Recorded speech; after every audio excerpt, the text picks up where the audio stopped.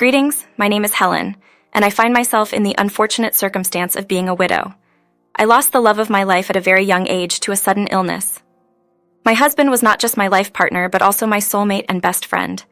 In the aftermath of his passing, I leaned heavily on my family for emotional support. My parents were there for me, but my brother Eric proved to be different. Eric, instead of empathizing with my emotional struggles, appeared more focused on the material aspect of my situation. My late husband, a wealthy man, had left me a substantial estate and a considerable amount of money. Despite also working from home and earning a decent salary, my financial comfort was secondary to the profound loss I felt. I would have willingly traded all my wealth to have my husband back. To my disappointment, Eric showed little interest in my feelings. He and his wife Samantha, who had a stepdaughter named Teresa, consistently urged me to take on responsibilities related to Teresa. They seemed fixated on the idea that, given my financial standing and the absence of children, I should redirect my resources towards someone important. Samantha even suggested that spending time with Teresa would provide me with a taste of motherhood, given my lack of children. I was taken aback by their suggestions. I communicated my reluctance to focus on financial matters and expressed my current priority, recovering from the profound grief of losing my husband. Despite this, Eric and Samantha persisted, and even my parents were embarrassed by their insensitive remarks. Eric and Samantha faced criticism from our family for their unusual plans. I was infuriated with my brother for attempting to take advantage of me while I was still grappling with the loss of my husband. Moreover, I hardly knew Teresa well enough for them to assume I would assume her responsibilities. Despite the passing days, Eric and Samantha persisted in trying to shift Teresa's responsibilities onto me. They frequently requested money and insisted that I should contribute more since I didn't have children of my own. Their behavior wore on me, and one day I reached my breaking point. I sternly told them to cease trying to offload their parental duties onto me. I reminded them that Teresa was their child, not mine, and I wasn't obligated to care for her. Eric and Samantha continued to pressure me, emphasizing my financial capacity. I firmly rejected their demands, asserting that my wealth didn't entitle them to my money, and that I was not responsible for their parental duties. I scolded them thoroughly that day, and they remained quiet for a while, likely realizing the family's displeasure with their behavior. However, the peace was short-lived. Eric dropped a bombshell one morning, revealing that Samantha had gone missing due to a mental health crisis. He claimed to have involved the police in the search for her. I was taken aback by this news, as Samantha had seemed fine to me. Days passed with no sign of Samantha, and Eric leaned heavily on the family for support in caring for Teresa, who was distraught and yearning for her mother. The family took turns comforting and looking after her during this challenging time.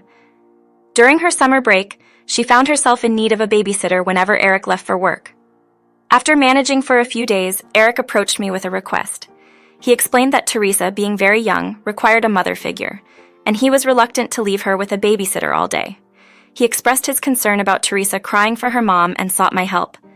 I empathized with the situation, acknowledging that Teresa must be going through a tough time without her mother.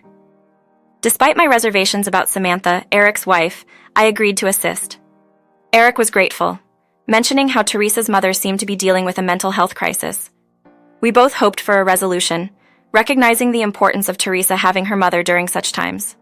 I assured Eric that I would take care of Teresa until the situation improved. Soon, Eric started dropping Teresa off at my place whenever he went to work. He assured me that Teresa was a well-behaved child and wouldn't cause much disturbance. I willingly took on the responsibility, allowing Eric to focus on his job without worrying about Teresa's well-being. Although Teresa had been distressed initially, she adapted well to my home. I provided her with meals and toys, easing the financial burden on Eric. As days passed, Teresa settled comfortably in my care, and her well-being improved. She expressed happiness about her time with me, making Eric grateful for the positive impact. Our arrangement became somewhat routine, with Eric picking Teresa up after work. The situation, initially temporary, gradually evolved into a more permanent arrangement. One day, Eric approached me, expressing his gratitude for the positive influence I had on Teresa. Despite any issues I had with Samantha, I continued to prioritize Teresa's welfare and support Eric in this unexpected but meaningful journey of caring for the young girl. The fact that Teresa is such a well-behaved child is probably a reflection of her father's influence. Given that I have some upcoming business trips and we haven't located Samantha yet, I was thinking it might be best for Teresa to stay with you full-time for the time being. Would you be willing to take her in? Helen, you live alone and have ample space here. Teresa loves being at your place, and it wouldn't be a bother to you.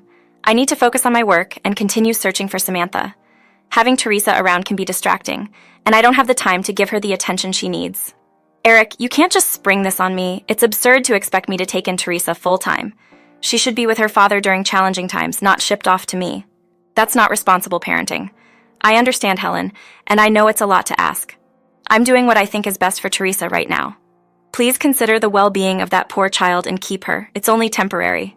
Once I sort things out, I'll take her back and you won't have to worry about her anymore. Despite my annoyance, Eric continued to plead with me, even involving our parents and extended family, who pressured me to take Teresa in. Feeling under immense pressure, I reluctantly agreed. Eric was pleased with the outcome, and slowly, Teresa transitioned into my home permanently. I prepared one of the spare rooms for her, added new furniture, and provided her with toys and clothes. She was content and happy to be part of my household. I had developed a close bond with Teresa, who began to regard me as one of her parents. Consequently, she found it effortless to confide in me about the unsettling truth regarding Eric and Samantha. It was Teresa who divulged the distressing family secret, expressing her affection by stating, "You are so nice, Aunt Helen. I love you a lot. Dad says that you love me as well." Affirming my feelings, I assured her, "I do love you a lot, Teresa. You are almost like my own child." During our conversation, Teresa disclosed her enjoyment of being at my house, sharing that her mother also liked visiting and anticipated a future where I would generously provide them with the residence to live together.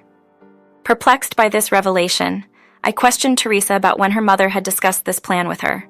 Teresa admitted, "She tells me almost every day, Helen. She told me not to tell you, but I feel bad keeping secrets. Mom doesn't want you to know that she is here." As the shocking information unfolded, I realized that Teresa's mother had been visiting my house, facilitated by the set of keys given to Eric, supposedly for Teresa's visits. The calculated actions of Eric and Samantha to deceive me, coupled with the fact that they coordinated their visits with my absence, left me in disbelief and shock. Seeking clarity, I inquired further, asking Teresa why her mother was feigning her disappearance. Teresa explained that her mother had orchestrated this ruse to create the illusion of her absence. Allegedly, she wanted me to take Teresa in as my child, asserting that my affluence and lack of children made me an ideal guardian for Teresa's well-being. The magnitude of their deception and manipulation left me reeling, grappling with the profound betrayal by my brother and his wife. To what extent is Eric aware of Teresa's involvement? Is he assisting your mom as well? I know Eric desires me to take care of you, believe me. I enjoy having you around and I'm simply curious, hence my inquiry. Yes, they advised me not to inform you and to act as though Mom was not present. I love you, so I divulged everything. I hope you're not upset with me. Oh, Teresa, I'm not upset with you, dear. Thank you for sharing your secrets with me. It was quite thrilling to hear. I wanted to confront Eric and give him a piece of my mind. I felt manipulated and used. Those two fools exploited me to access my money. They played with my emotions and used their child for their schemes. I was furious. I didn't realize Eric and Samantha could be so greedy to go to such lengths. They lied to the entire family to make Teresa my heir. They were pathetic and disgusting as parents. I didn't even want to call Eric my brother anymore. But first, I needed to catch them red-handed. I informed my housekeeper about the situation and told her to keep a close eye on everything.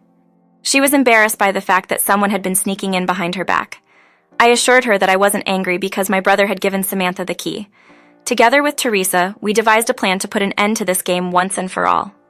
The next day, I decided to go on a shopping trip. I left the house in good spirits, drove around the neighborhood twice, and returned home. My housekeeper gave me the signal, and I entered Teresa's room. She was alone, playing with her toys. I looked at her and raised my eyebrows. She nodded and pointed to the closet. I opened the closet with a serious expression, and to my surprise, found my sister-in-law Samantha inside. As soon as she saw me, she turned pale. I pulled her out and asked, "Are you going to tell me what you are doing in my house and hiding in my closet?" She stammered, "I was just visiting my daughter." I retorted, "Who exactly permitted you to enter my house? I don't recall ever giving you a set of my house keys. Weren't you supposed to be missing?" She confessed, "I got it from Eric. I was missing Teresa, and I just came back today. I was desperate to see my daughter, so I came here without your permission." I pressed further. "So why has Teresa been telling me that you visited her every time?" I departed from the house. Do you have a plausible explanation for that? She's just a child and may not comprehend what she's saying. You shouldn't lend credence to her words. She is a child. That's why she revealed the truth to me. You attempted to involve your child in your nefarious plans to exploit my wealth. You should be ashamed of yourself, Samantha. You should have reconsidered before trespassing into my house. You are aware that I can have you arrested, right? Samantha appeared genuinely frightened and began to perspire. It hadn't dawned on her that she had illegally entered my house, and I was well within my rights to have her arrested. She was visibly nervous upon grasping the gravity of the situation. Realizing she was stuck, I instructed the housekeeper to take Teresa to my room so that Samantha couldn't use her as a tool for blackmail. Samantha was now stuck with me for good. She pleaded, "Helen, there's no need to involve the police. I swear, I just returned today. I only wanted to see Teresa, so I begged Eric for the keys." I retorted, "Is that so, Samantha? Then why is Eric claiming he hasn't heard from you yet? Stop trying to twist the story. I know well enough that you and Eric devised this plan to manipulate me. Your daughter has disclosed everything to me." "Helen, you have to understand, I only had her best interest in mind. I was a poor and desperate mother who wanted her daughter to have a good life," she pleaded. I questioned, "Is that why you've been telling Teresa that you all live in my house? Your daughter is a good kid, Samantha. She knows what you did was wrong, so she told me everything. You thought you could take advantage of me by using your child. Well, you are wrong. Now I will show you what happens to people who mess with me." As soon as I said this, I could already hear sirens in the distance. Yes, I called the cops on Samantha the moment I walked in through my door. She had entered my house without permission, and I intended to teach her a lesson. She attempted to flee, but I apprehended her and held her in place. The police arrived, took my statement, and subsequently arrested her. I conscientiously conveyed the entire situation to them, a revelation that undeniably left them astonished. Needless to say, they promptly contacted CPS to initiate an inquiry. With Teresa's mother now incarcerated, her father was poised to gain full custody. As for my brother, karma was swiftly catching up with him. Following Samantha's apprehension by the police, I headed straight to my parents' home. We promptly reached out to Eric and summoned him. Upon his arrival, it was evident that he was well aware that his grand plan had unraveled. He appeared embarrassed and steadfastly avoided meeting our gaze. Addressing Eric, I remarked, "Do you have anything to say for yourself? Don't bother lying. We've transcended that point. I'm privy to the truth as much as you are. I'm sorry, Eric, but I acted in Teresa's best interest.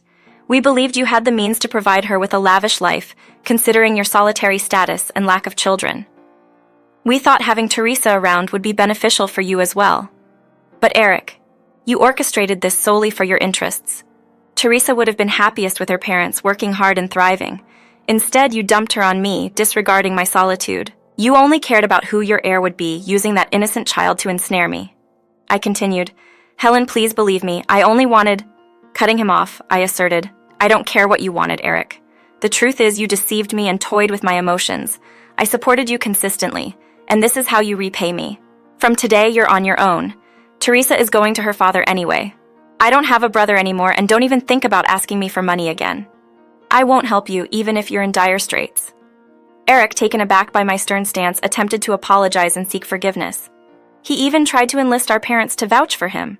However, our parents sternly rebuked him, condemning him as a deceitful schemer. They expressed feeling betrayed and severed ties with him, vowing to expose the true nature of both him and Samantha. My parents, staunch advocates of morals and ethics, were deeply offended on my behalf, and were resolute in imparting a significant lesson to the erring couple. After an hour-long tirade, they unceremoniously ejected Eric from our midst. Subsequently, Eric appeared at my door, pleading for forgiveness. My legal actions had ensnared them in significant trouble, as CPS delved into the case. It appeared likely that Samantha would lose custody of Teresa to her ex-husband. Without any savings to secure Samantha's release, Eric found himself in a precarious situation. Her ex-husband was already on his way to retrieve Teresa, who for the time being remained under my care. I informed Eric that he and Samantha deserved the consequences of their actions, closing the door on their faces. From what I gathered, nobody was willing to lend support to Eric and Samantha any longer, leaving them isolated with a looming lawsuit. Meanwhile, Teresa had been reunited with her father, who expressed gratitude for the care I had provided. While I occasionally maintain contact with the young girl, my life has largely returned to its previous state.